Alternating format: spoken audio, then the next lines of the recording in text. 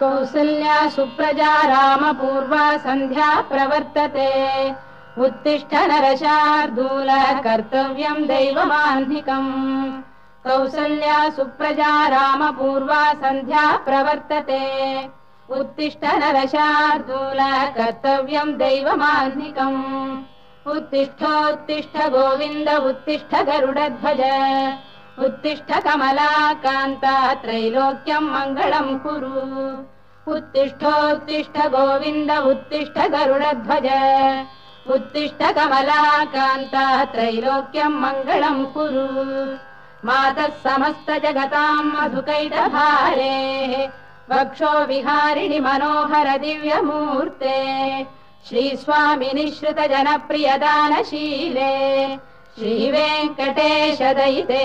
तव सुप्रभातम् मातः समस्त जगतां मधुकैटभारे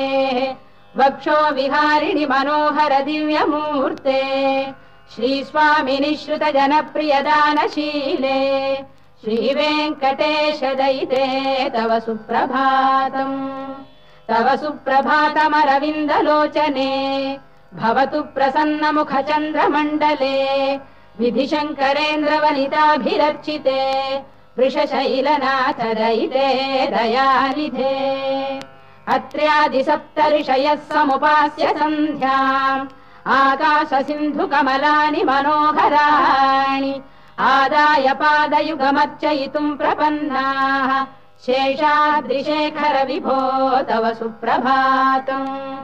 पञ्चाननाब्ज भव षण्मुखवासवाद्याः त्रैविक्रमादिचरितम् विबुधास्तुवन्ति भाषापतिः पठति वासरशुद्धिमारात् शेषाद्रिशेखर विभो तव सुप्रभातम् ईषत्प्रफुल्ल सरसीरुहनारिकेलपूगद्रुमादिसुमनोहर पालिकानाम् आवाति मन्दमनिलः सह दिव्यगन्धैः शेषाद्रिशेखर विभो तव सुप्रभातम् उन्मील्य नेत्रयुगमुत्तम पञ्जरस्थाः पात्रावशिष्ट कदलीफलपायसानि भुक्त्वा सलीलमथकेलिशुकाः पठन्ति शेषाद्रिशेखर विभो तव सुप्रभातम् तन्त्री प्रगर्ष मधुरस्वनया विपञ्च गायत्यनन्दचरितम् तव नारदोऽपि भाषा समग्रमसहृत्करचाररम्यम् शेषाद्रिशेखर विभो तव सुप्रभातम्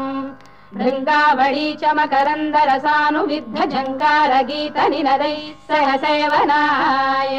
वीर्यात्युपान्त सरसी कमलोदरेभ्यः शेषाद्रिशेखर विभो तव सुप्रभातम् योषा गणेन वरदध्नि विमथ्यमाने घोषालयेषु दधिमन्थन तीव्र घोषाः रोषात् कलिम् विदधते ककुभश्च कुम्भाः शेषाद्रिशेखर विभो तव सुप्रभातम् पद्मेश मित्र शतपत्र गतालिवर्गाः हर्तुम् श्रियम् कुवलयस्य निजाङ्गलक्ष्म्या भेरी निनादमिव बिभ्रति तीव्रनादम् शेषाद्रिशेखर विभो तव सुप्रभातम् श्रीमन्नभीष्टवरदाखिल लोकबन्धो श्री श्रीनिवास जगदेकदयैक सिन्धो श्रीदेवतागृह भुजान्तर दिव्यमूर्ते श्रीवेङ्कटाचलपते तव सुप्रभातम् श्रीमन्नभीष्टवरदाखिल लोकबन्धो श्री श्रीनिवास जगदेकदयैक सिन्धो श्रीदेवतागृह भुजान्तर दिव्यमूर्ते श्रीवेङ्कटाचलपते तव सुप्रभातम् श्रीस्वामि पुष्करिणिकाप्लव निर्मलाङ्गाः श्रेयोर्धिनो हर विरिञ्च सनन्दनाद्याः द्वारे वसन्ति वरवेत्र हतोत्तमाङ्गाः श्रीवेङ्कटाचलपते तव सुप्रभातम् श्रीशेषशैल गरुडाचल वेङ्कटाद्रिनारायणाद्रिवृषभाद्रिवृषाद्रिमुख्याम् आख्याम् त्वदीय वसतेरनिशम् वदन्ति श्रीवेङ्कटाचलपते तव सुप्रभातम् सेवा परा शिव सुरेश कृशानुधर्म रक्षोऽम्बुनाथ पवमान धनाधिनाथाः बद्धाञ्जलि प्रविलसन्निज शीर्षदेशाः श्रीवेङ्कटाचलपते तव सुप्रभातम् घाटीषु देवि खगराज मृगाधिराज नागाधिराज गजराज हयाधिराजाः स्वस्वाधिकारमहिमाधिकमर्थयन्ते श्रीवेङ्कटाचलपते तव सुप्रभातम् सूर्येन्दुभौम बुधवाक्परिकाव्यसौरिस्वर्भानुकेतुदिविषत्परिषत्प्रधानाः त्वद्दासदासचरमावधिदासदासाः श्रीवेङ्कटाचलपते तव सुप्रभातम् त्वत्पादधूलिभरितस्फुलितोत्तमाङ्गाः स्वर्गापवर्गनिरपेक्ष निजान्तरङ्गाः कल्पागमाकलनयाकुलताम् लभन्ते श्रीवेङ्कटाचलपते तव सुप्रभातम् त्वद्गोपुराग्रशिखराणि निरीक्षमाणाः स्वर्गापवर्गपदवीम् परमाम् श्रयन्तः मर्त्या मनुष्य भुवने मतिमाश्रयन्ते श्रीवेङ्कटाचलपते तव सुप्रभातम् श्रीभूमिनायक दयादिगुणामृताब्धे देवादिदेव जगदेक शरण्यमूर्ते श्रीमन्ननन्त गरुडाधिभिरर्चिताङ्घ्रे श्रीवेङ्कटाचलपते तव सुप्रभातम् श्रीपद्मनाभ पुरुषोत्तम वासुदेव वैकुण्ठमाधव जनार्दन चक्रपाणे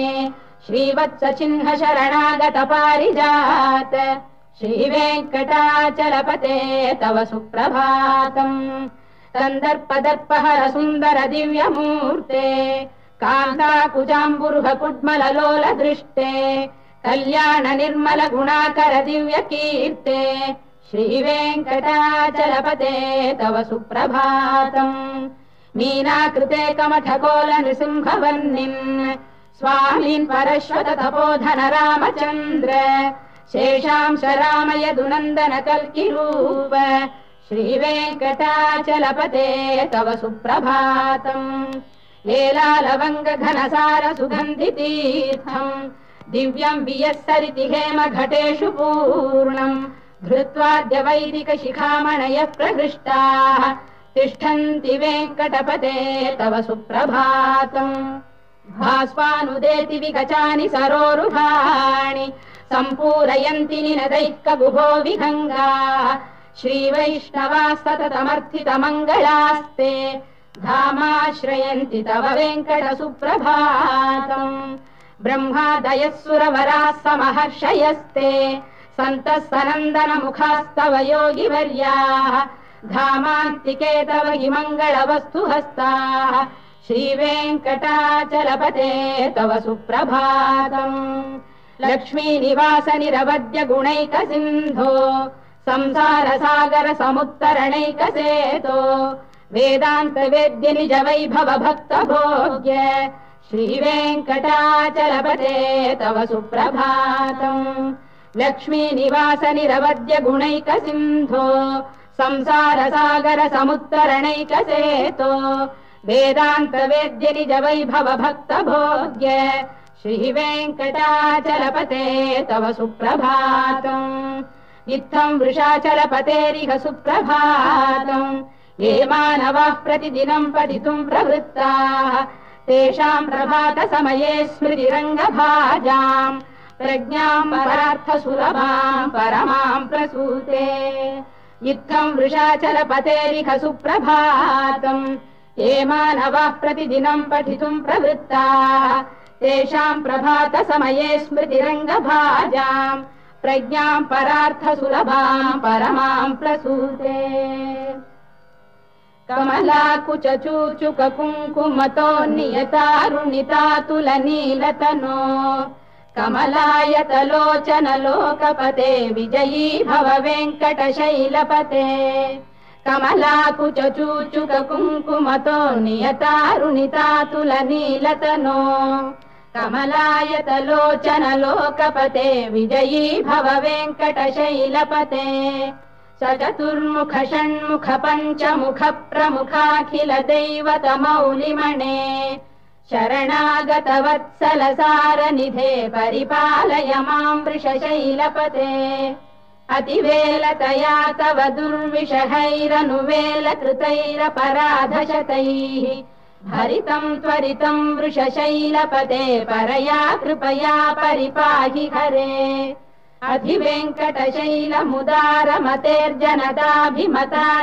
अधिवेङ्कटशैलमुदारमतेर्जनताभिमताधिकदानरतात् परदेवतया गदितान्निगमै कमलादयितान्न परम् कलये कलवेणुरवावशगोपवधूशरकोटिवृता स्मरकोटिसमात् प्रतिवल्लविकाभिमतात् सुखदात् वसुदेवसुतान्न परम् कलये अभिराम गुणाकरदाशरथे जगदेकधनुर्धर धीरमते रघुनायक राम रमेश विभो वरदो भवदेव दया जलधे अवनीतनया कमनीय करम् रजनीकर चारुमुखाम्बुरुहम् रजनीचर राजतमो मिहिरम् महनीयमहम् रघुराममये सुमुखम् सुहृदम् सुलभम् सुखदम् स्वनुजम् च सुखाय ममोघशरम् अपहाय रघुद्वहमन्यमहम् न कथञ्चन कञ्चन जातु भजे विना वेङ्कटेशम् न नाथो न नाथः सदा वेङ्कटेशम् स्मरामि स्मरामि हरे वेङ्कटेश प्रसीद प्रसीद प्रियम् वेङ्कटेश प्रयच्छ प्रयच्छ विना वेङ्कटेशम् न नाथो न नाथः सदा वेङ्कटेशम् स्मरामि स्मरामि हरे वेङ्कटेश प्रसीद प्रसीद प्रियम् वेङ्कटेश प्रयच्छ प्रयच्छ अहम् दूरतस्ते पदाम्भोजयुग्म प्रणामेच्छयागत्य सेवाम् करोमि सकृत्सेवया नित्यसेवा फलम् त्वम् प्रयच्छ प्रयच्छ प्रभो वेङ्कटेश अज्ञानिना मया दोषानशेषान् विहितान् हरे क्षमस्वत्वम् शेषशैलशिखामणे अज्ञानिना मया दोषानशेषान् विहितान् हरे क्षमस्वत्वम् शेषशैलशिखामणे ईशानाम् जगतोऽस्य वेङ्कटपतेर्विष्णोः पराम् प्रेयसीम् तद्वक्षस्थलनित्यवासरसिकाम् तत्क्षान्तिसंवर्धिनीम् पद्मालङ्कृतपाणिपल्लवयुगाम् पद्मासनस्थाम् श्रियम्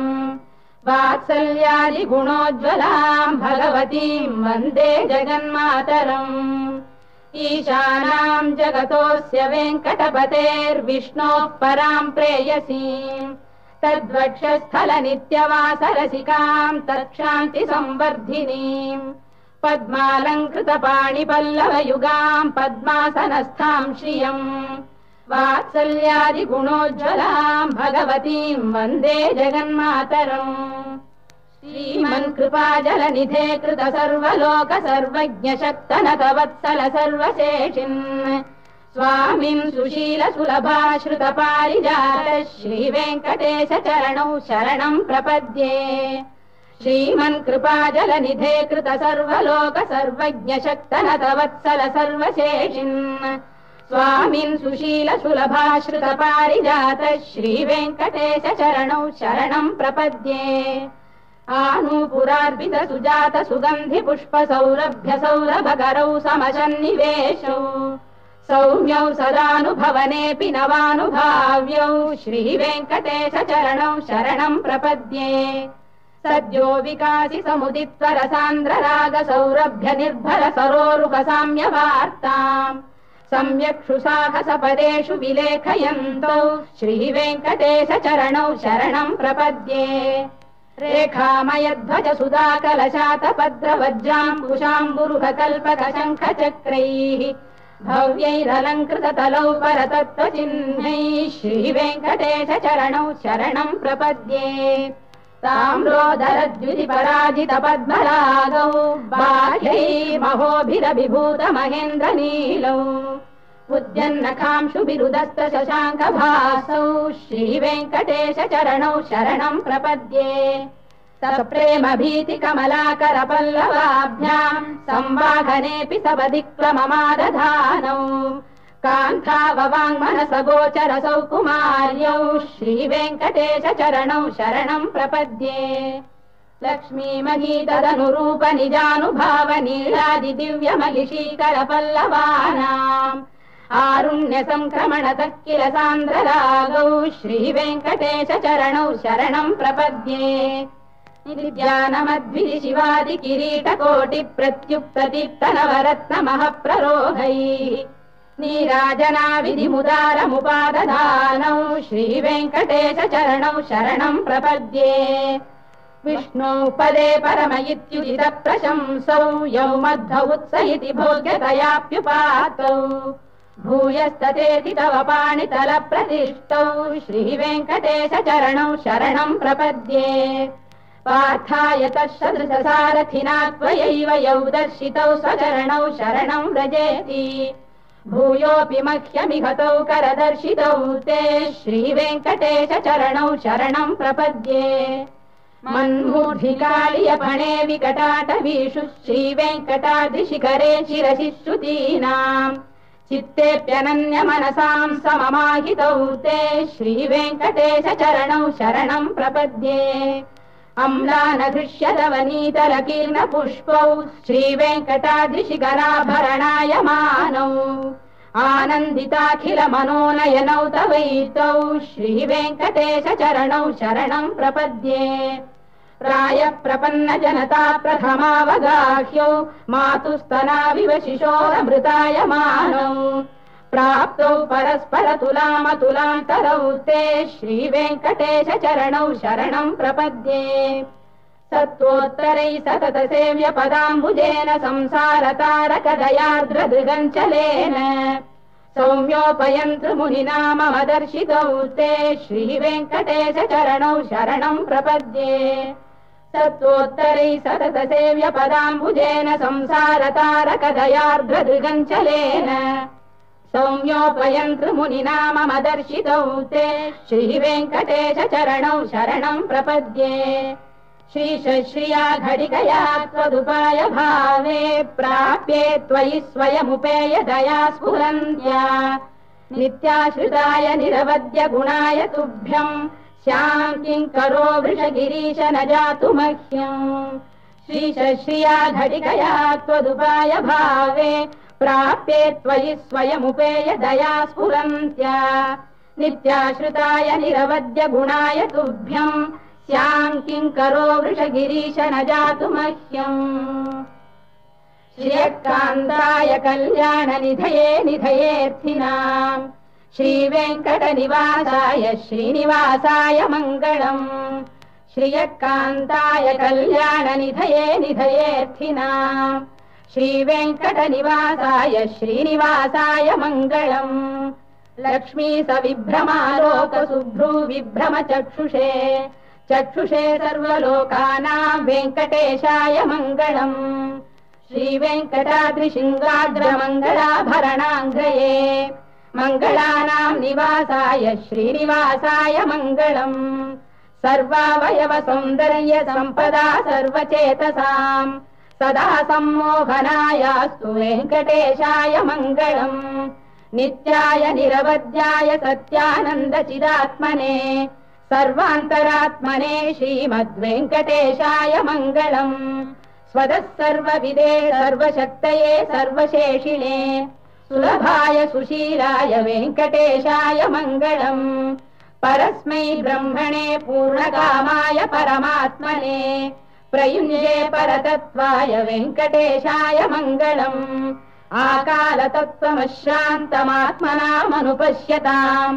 अतृप्त्यमृतरूपाय वेङ्कटेशाय मङ्गलम् प्रायः स्वचरणौ पुंसां शरण्यत्वेन पाणिना कृपयाधिशते श्रीमद्वेङ्कटेशाय मङ्गलम् दयामृततरङ्गिण्यास्तरङ्गैरिव शीतलैः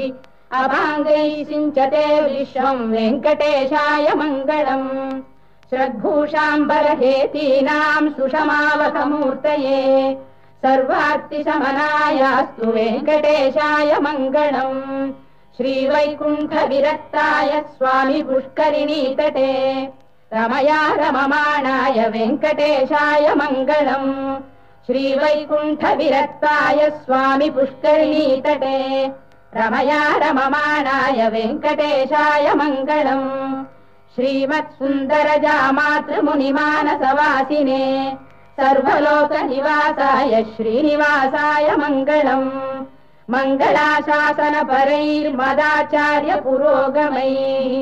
सर्वैश्च पूर्वैराचार्यैः सत्कृतायास्तु मङ्गलम्।